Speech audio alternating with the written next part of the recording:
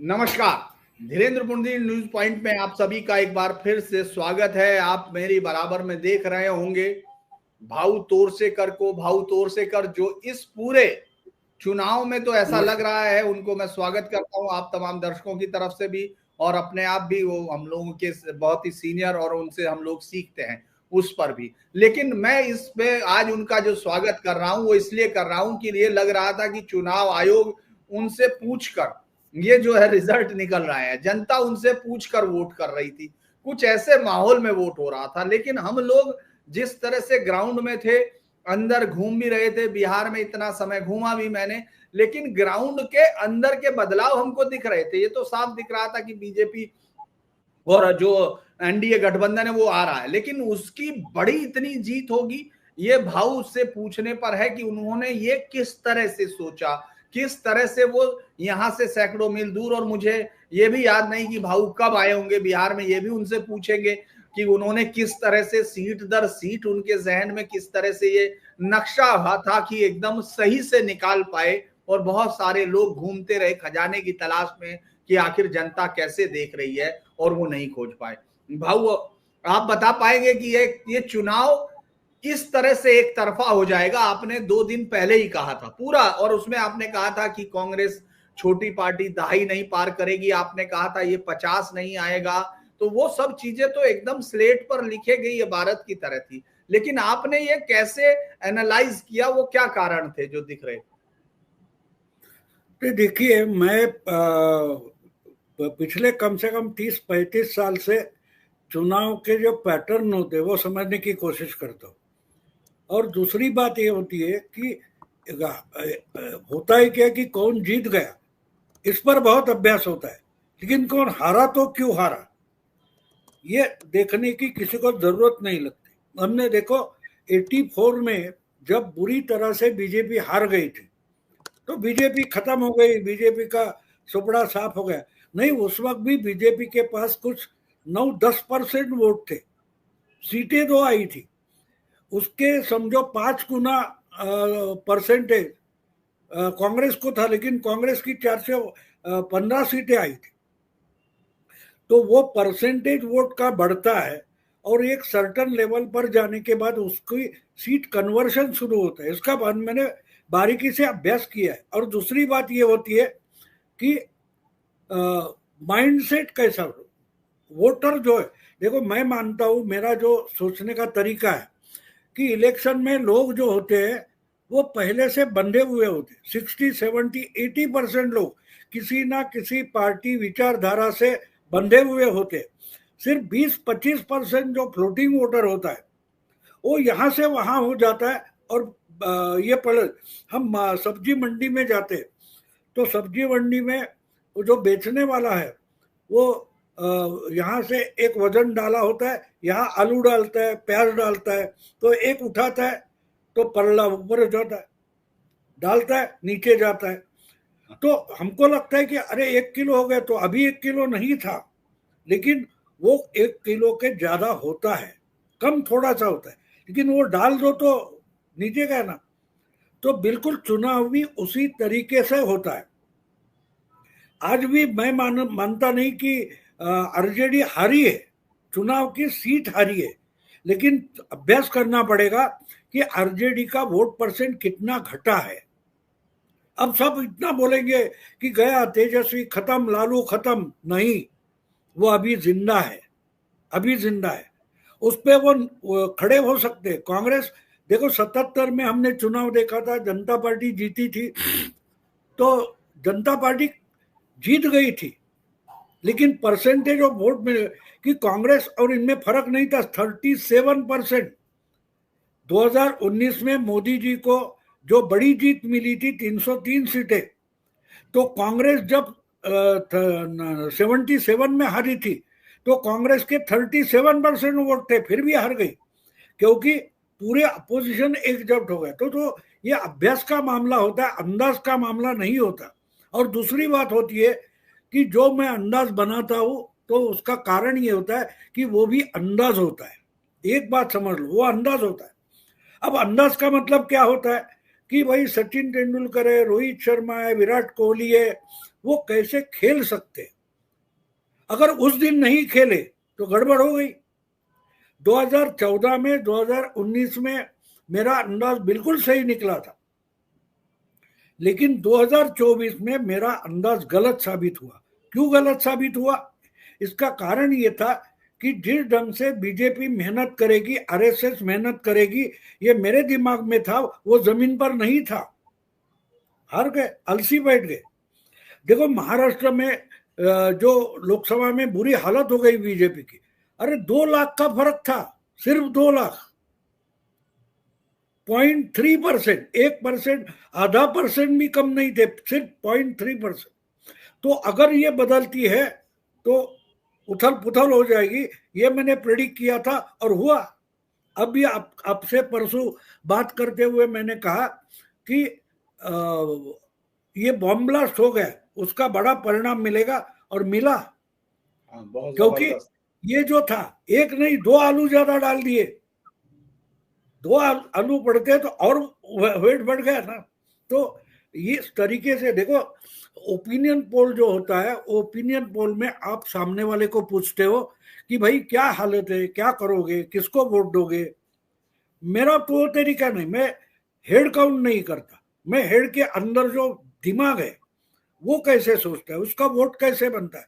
अब देखिए आप कि 10 तारीख को दिल्ली में बम ब्लास्ट हो गया, और जिस ढंग से हुआ, पिछले 10 साल में ऐसा कोई हादसा नहीं हुआ था।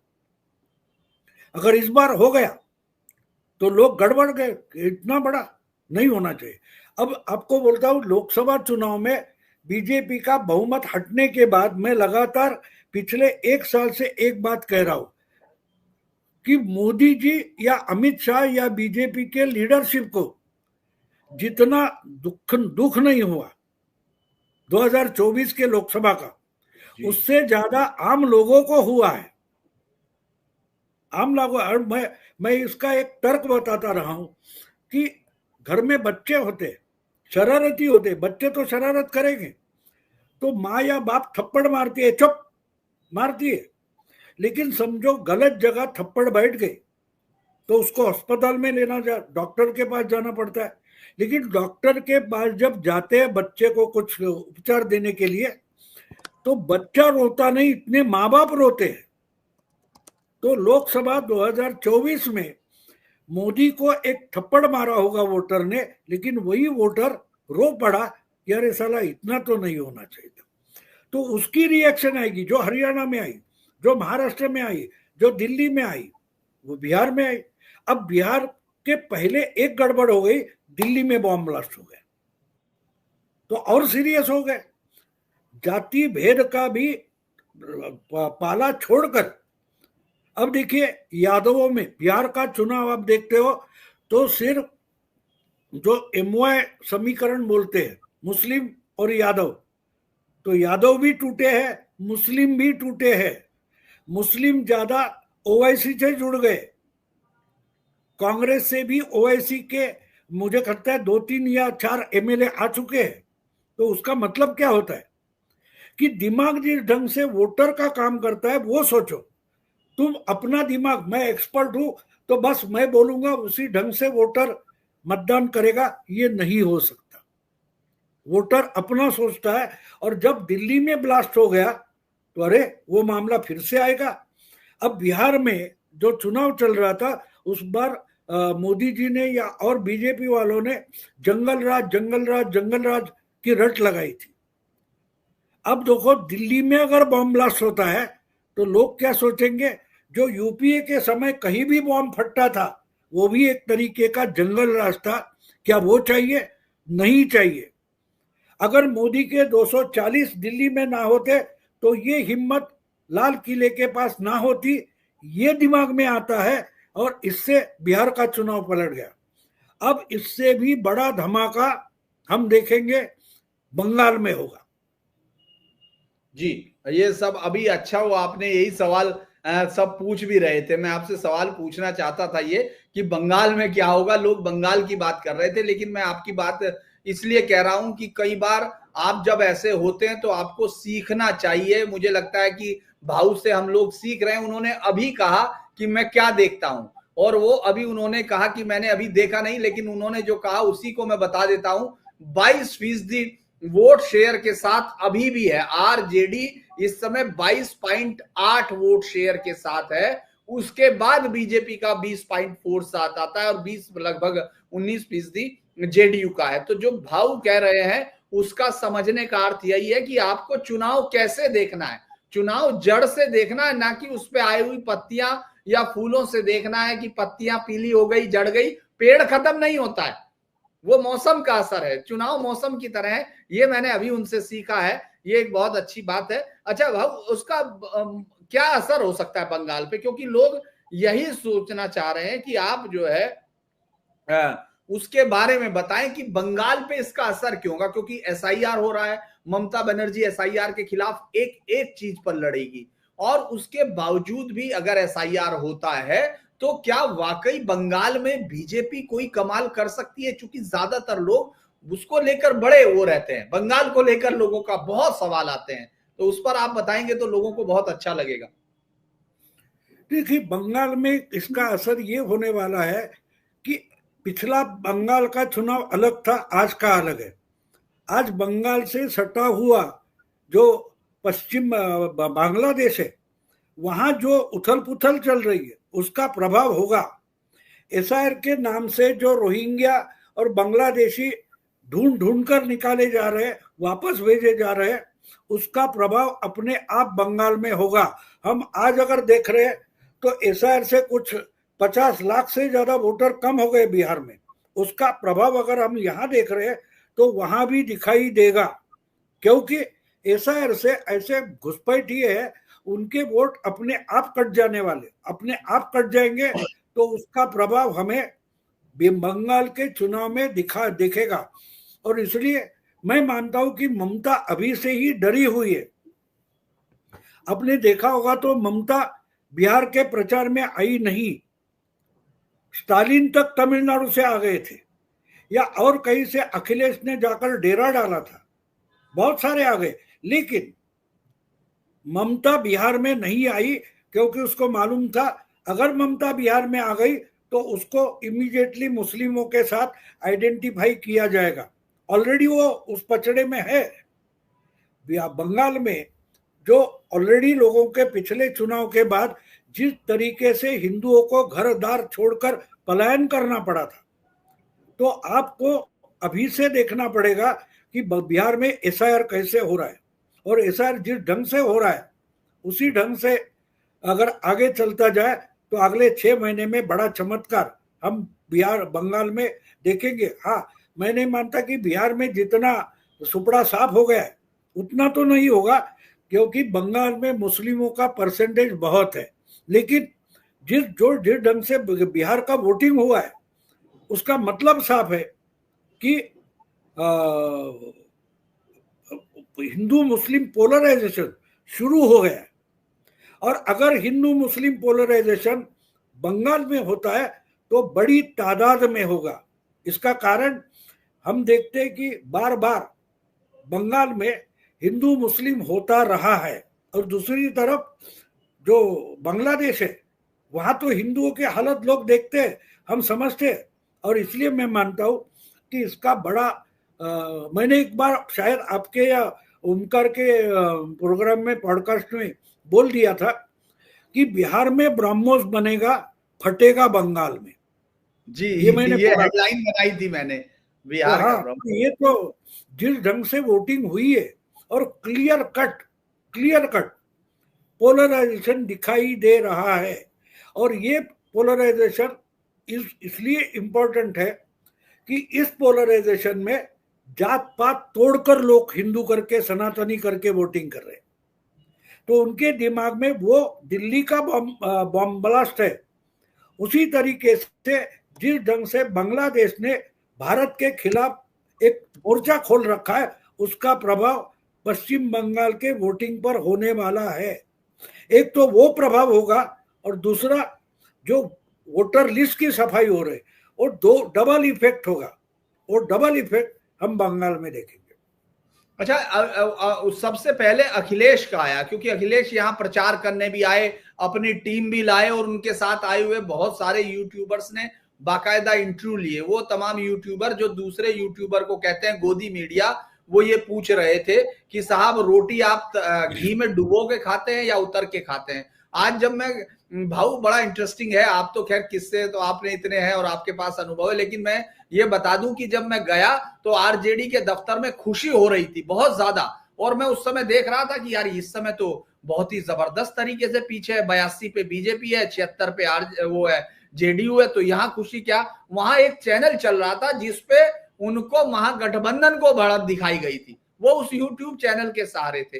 तो ये जो अब अखिलेश ने कह दिया कि साहब ये जो है एसआईआर को नहीं होने देंगे, ये सब चीजें हुई हैं, मतलब उनका कहना है एसआईआर को लेकर वो एक तरह से साजिशन मान रहे हैं। तो ये जो चीजें हैं, क्या यूपी में इसका इम्पैक्ट बहुत जबरदस्त होने जा रहा। 27 का चुनाव है अभी, हालांकि हमने बंगाल की बात की, लेकिन 27 का चुनाव है। और क्या राहुल गांधी को लेकर आपका, आपने वैसे तो इतने अच्छे किस्से उनके बारे में सुना है, और वही हुआ, उन्होंने कहा था कि वो देखने गया है पानी में कहां डूबेगा, ये आपने हमारे चैनल के दर्शकों को बताया। मैं तमाम दर्शकों से कह रहा हूं जिन्होंने वो नहीं देखा, वो अद्भुत भविष्यवाणी है, वो प्रोफेटिक है। मैं अभी देख रहा था, किसी ने मेरे चैनल पर लिखा कि भाऊ जो है नास्ट्राडामस हैं भारतीय राजनीति के लिए, लेकिन मैं मतलब मुझे तो, आप भाऊ इसको कैसे देख रहे हैं? इस पूरे चुनाव में राहुल गांधी ने कितना कमाल किया है, क्योंकि वो तो आपने जो बताया वो आपसे मुकाबला कर रहे थे, आपने कहा कि नहीं इनको 4 आएंगी, और वो तो उससे भी नीचे जाने को तैयार हो गए। वो आपसे क्यों इतना ज्यादा,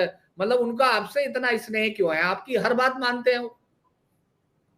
मानने का बात नहीं है। एक बात आप समझ लो, एक बात आप, अभी मैं देख रहा हूं तो चैनल देख रहा था, हम अभी अभी ओमकार के चैनल पर थे, तो एक बात तो जो सामने है हम भूल गए। क्या स्लोगन थी 90 के बाद, 95 में क्या स्लोगन थी? जब तक रहेगा समोसे में आलू तब तक रहेगा बिहार में लालू। जी। आज की जो विधानसभा होने वाली है उसमें लालू परिवार का एक भी एमएलए नहीं होगा, ये आप समझ लो। जहां 2-2 बेटे मिनिस्टर बनते थे, एक डिप्टी चीफ मिनिस्टर बनता था, 2-2 एमएलए बनते थे, बेटी एमपी बनती थी। इस बार बिहार विधानसभा में लालू के परिवार का कोई भी लालू या आलू या चालू नहीं रहा।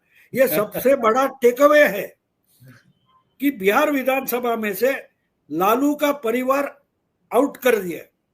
ये इस चुनाव का सबसे बड़ा टेकअवे मैं मानता हूं, और इसका श्रेय मैं मानता हूं कि राहुल गांधी को देना पड़ेगा।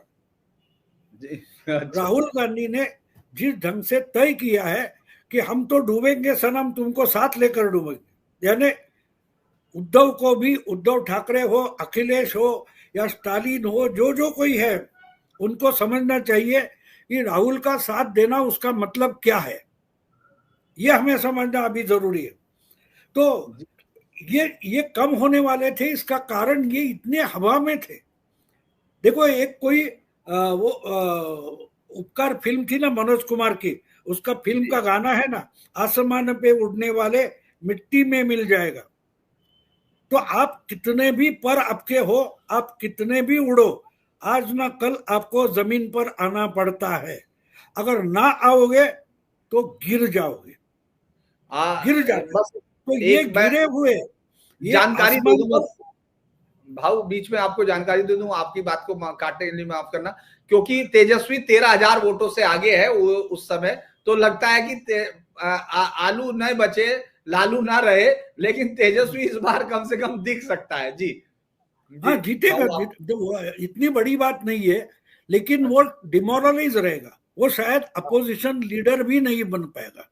हाँ, अब जिस संख्या घटी है, देखो उद्धव ठाकरे, उनका बेटा तो जीत लिया है, लेकिन आज भी महाराष्ट्र विधानसभा में अपोजिशन लीडर तक नहीं है। तो वो तेजस्वी यादव लीडर रहेंगे, पार्टी के लीडर रहेंगे, एमएलए रहेंगे, लेकिन उनकी आवाज उतनी स्ट्रांग नहीं रहेगी। मुझे अजीब इसलिए लगता है कि सब जो चर्चा कल रात तक मैं देख रहा था, वो चर्चा क्या थी? बीजेपी नंबर 3 होगी। हाँ, बीजेपी 1 नंबर पर आ गई। ये कैसा एनालिसिस करते हैं मेरे समझ में नहीं आता। अगर बीजेपी स्ट्रांग है, बीजेपी लोकसभा में एक नंबर की पार्टी है, तो पिछले तीसरे चुनाव तक अगर बीजेपी बिहार में एक नंबर की पार्टी है तो वो तीसरे नंबर पर क्यों आएगी? आपका बायस आप घुल मिलाकर अगर लोगों को परोस रहे हो तो वैसा तो नहीं होगा ना, नहीं होगा। लोग जो सोचते और लोगों के दिमाग पर जिसका प्रभाव पड़ता है, मैं मानता हूं कि हमेशा वो प्रभाव कायम रहता है, कायम रहता है। लेकिन आपने भाऊ, आप सब किस्से आप सोच लेते हैं, आपके जहन में तुरंत आ जाता है, लेकिन ये जो राहुल का प्रदर्शन रहा या तेजस्वी का, इसके लिए आपके पास कोई कहानी आपने नहीं बताई। दर्शक तो यही लिख रहे हैं कि भाऊ की कोई कहानी नहीं आई नई वाली अभी। तो ये कहानी आपने क्या सोची जब रिजल्ट आ रहा था और आपके मुताबिक ही आ रहा था, जो आपने इतने दिन पहले और इतने स्ट्रांगली प्रिडिक्ट किया था? तो आज आप क्या सोच रहे थे कुछ उस समय? मैं एक कहानी बोलता हूँ, उस पर खत्म करेंगे। जी एक अभी सर्दी चल रही है, बर्फबारी भी कहीं कहीं हो रही है, तो शिमला या कहीं दो टूरिस्ट गए थे और सुबह निकले, बाहर निकले, होटल से निकले, घूमने निकले थे, तो कोई एक जगह बर्फ गिरी थी, वहां एक कोई गांव ग्रामीण था या कोई था, वो अपने बिल्ली को नहला रहा था। तो जाने वालों को लगा रहा इतनी सर्दी है, इतना टेम्परेचर डाउन है, बिल्ली को नहला रहा है, सर्दी से ठंड से मर जाएगी। तो उसको उन्होंने टोकने की कोशिश की, भाई तू ऐसा क्यों कर रहा है, बिल्ली मर जाएगी ना। तो उसने बोला बिल्ली किसकी है? उन्होंने, यार बिल्ली तो तेरी है, लेकिन मरेगी तो तेरी ही बिल्ली मरेगी ना। इस सर्दी में बर्फ हो रही है, तो जो कुछ बोलो, बिल्ली किसकी है? तो आखिर वो दोनों बोलते, पर्यटक टूरिस्ट, मरने दो साले को, हमको क्या करना है, वो निकल जाते। 2 घंटे के बाद वापस आते तो बिल्ली मरी पड़ी है और ये रो रहा है। तो उनको, हम जैसे खुद को बुद्धिजीवी समझने वाले होते, बोलते देखो 2 घंटे पहले तुझको बता रहे थे ऐसा मत कर, बिल्ली मर जाएगी, इतनी सर्दी है उसमें नहला रहा है। तो वो दिमाग उसका ठंडा हुआ था, वो बोला किसने बोला बिल्ली सर्दी से मरी है? वो दोनों गुस्से में आ गए, तो क्या गर्मी से मरी है? तो बोले नहीं, उसको धोने के बाद मैं निचोड़ रहा था तब मरी है। तो राहुल और तेजस्वी को आप रिएक्शन पूछोगे तो वो बोलेंगे कि हमने तो गठबंधन जो था उसको सर्दी में धोया था और निचोड़ते थे, मर गया। तो ये स्टोरी है। राहुल और तेजस्वी ने क्या किया, तो वो गठबंधन को सर्दी में धोकर निचोड़ रहे थे, बेचारा गठबंधन मर गया बीच में। हाँ जी। तो चूंकि भाऊ आज उनको एक के बाद एक कई सारे उस पे जाना है, और भाऊ कह रहे हैं कि कल हम लोगों के साथ, चूंकि कल तक ये बड़ा और भी ज्यादा आ जाएगा तब करेंगे, तो कल फिर हम लोग ये उम्मीद के साथ कि भाऊ से कल मुलाकात होगी। आज के लिए हम इतना ही। एक बस लास्ट है, बस ये है, ये छोटा सा है भाऊ, आपको कमाल लाजवाब ये सब आ रहा है तो मैं ये मोह नहीं छोड़ पा रहा हूं कि ये सब आएगा, लाइव में आता रहेगा। लेकिन एक प्रश्न की, ओवैसी के विधायक अब नीतीश कुमार के साथ चले जाएंगे क्या? पिछली बार तो आरजेडी के साथ चले गए, आरजेडी के, इस बार उनको कोई लेने वाला नहीं, आपको लगता है उनको ले लेंगे तुरंत? नहीं, जरूरत भी नहीं है, जरूरत भी नहीं है। देखो एक बात होती है, जब जरूरत होती है तो आपको कीमत होती है, नहीं तो आप फ्री ले लो तो भी मुझे नहीं चाहिए ना। अब अगर 200 के आसपास पहुंच गया एनडीए तो उनको जरूरत भी नहीं है, जरूरत भी नहीं है। लेकिन एक बात होगी, ओवैसी के जो एमएलए थे वो आरजेडी ने खरीद लिए थे, तो इस टाइम उनके एमएलए नहीं जाएंगे, वो डटे रहेंगे कि हाँ यहाँ वोट बैंक बन सकती है, थोड़ा सा इलाका होगा लेकिन वहां उनकी पार्टी खड़ी हो सकती है, ये भरोसा, और कांग्रेस से बड़ी पार्टी बन सकती है वो, ऐसी बन गई है, ऐसा मैं मानता हूं। देखते क्या होता है।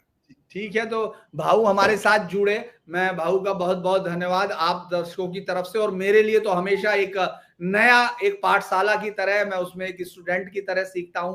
भाऊ आप जुड़े, आपका बहुत बहुत धन्यवाद, और आपसे फिर कल मुलाकात होगी ऐसा मुझे उम्मीद है। अभी के लिए हम आगे बातचीत करेंगे, भाऊ अभी निकल रहे हैं जी। धन्यवाद भाऊ।